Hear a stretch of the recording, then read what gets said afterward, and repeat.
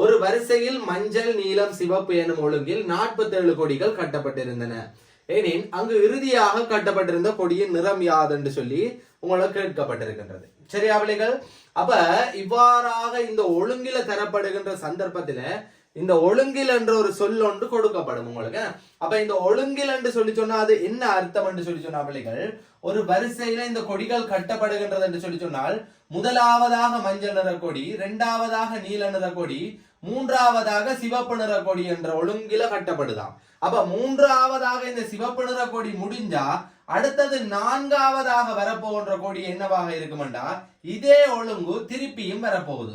மஞ்சள், அடுத்தது நீலம், அடுத்தது சிவப்பு, இதே ஒழுங்கு அடுத்ததும் வரப்போகுது. அப்ப இந்த ஒழுங்கு திருப்பி திருப்பி வரப்போகுதுன்றது தான் பிள்ளைகள் மஞ்சள் நீலம் சிவப்பு எனும் ஒழுங்கில் அந்த இடத்துல 47 கொடிகள் கட்டப்பட்டிருக்கின்றன என்ற சொல் பயன்படுத்தப்பட்டிருக்குது.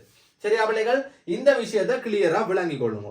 அப்ப இது உங்களுக்கு தெரியுமா இருந்தா இந்த பெரிய கேள்விக்கு நாங்க போகாமலுக்கு ஒரு சின்ன ஒரு விளக்கம் ஒன்று தாரன்படியா கவனிச்சு கொள்ளுங்க.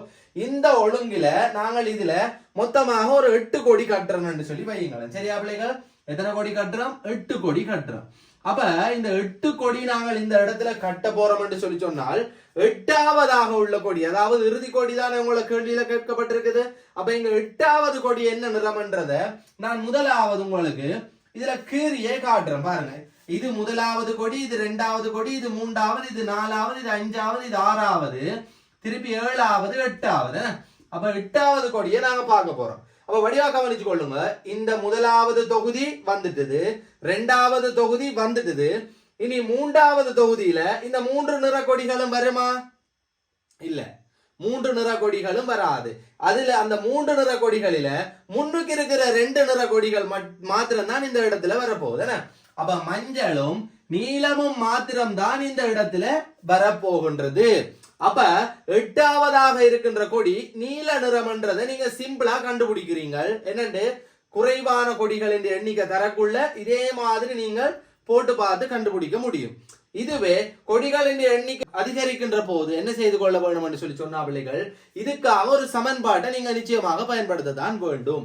அப்ப அந்த சமன்பாடு எவ்வாறு உருவாகின்றது என்று சொல்லி சொன்னால் பிள்ளைகள், உங்களுக்கு என்னென்ன நிற கொடிகள் தரப்படுகின்றதுன்றதை வச்சு கொண்டும் எத்தனை கொடிகள் தரப்படுகின்றதுன்றதை வச்சு கொண்டும் தான் சமன்பாடு உருவாகின்றது.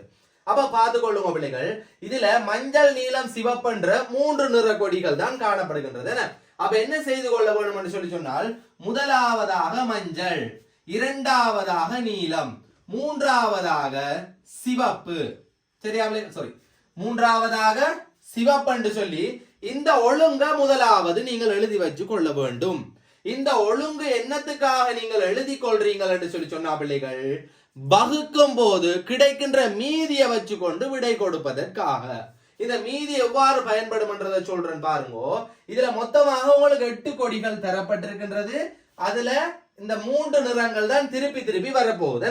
அப்ப எங்களுக்கு கொடுக்கப்பட்ட கொடிகளின் எண்ணிக்கையாக இருக்கலாம், அல்லது எத்தனையாவது கொடியை கேட்கிறாங்களோ அந்த கேட்கின்ற எண்ணிக்கையாக இருக்கலாம்.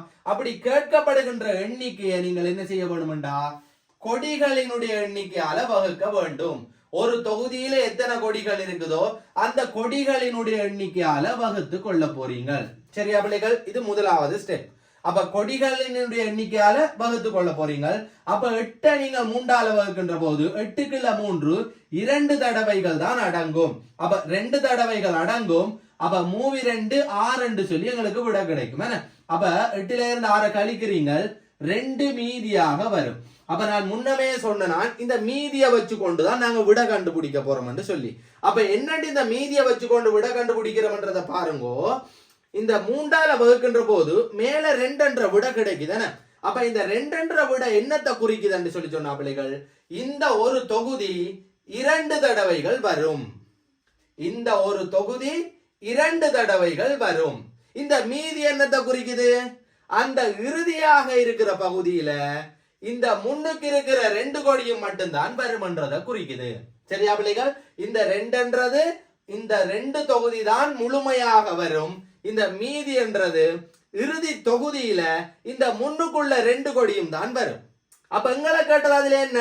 இறுதி கொடி. அப்ப முன்னுக்குள்ள 2 கொடியும் என்னென்னன்றது உங்களுக்கு இதை வச்சு கண்டுபிடிக்கலாம்.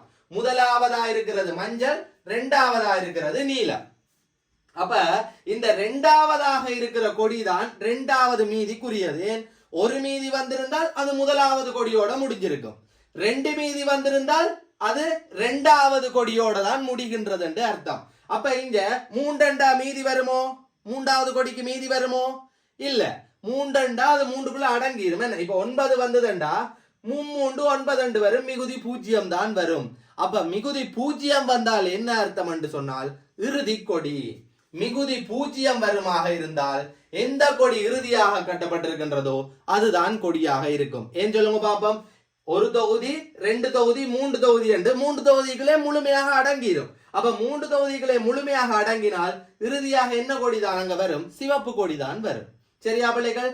அப்ப நீங்க நினைவில வச்சு கொள்ளுங்க. இப்படியான கணக்குகளுக்கு இந்த மீதியை வச்சு கொண்டுதான் நீங்க விட கொடுக்க போறீங்க. அப்ப 2 மீதி வந்தால் இங்க எந்த நிற கொடி இரண்டாவதாக இருக்கின்றதோ அந்த நிறத்தை தெரிவு செய்து கொள்வீங்க. சரியா பிள்ளைகள்? விளங்கிட்டுதான் இந்த சிம்பிள் விஷயம் உங்களுக்கு? அப்ப இதை வச்சு கொண்டு இந்த பெரிய கணக்குக்குரியபடியே நாங்கள் இப்ப பார்த்துக் கொள்வோம். ஓகே.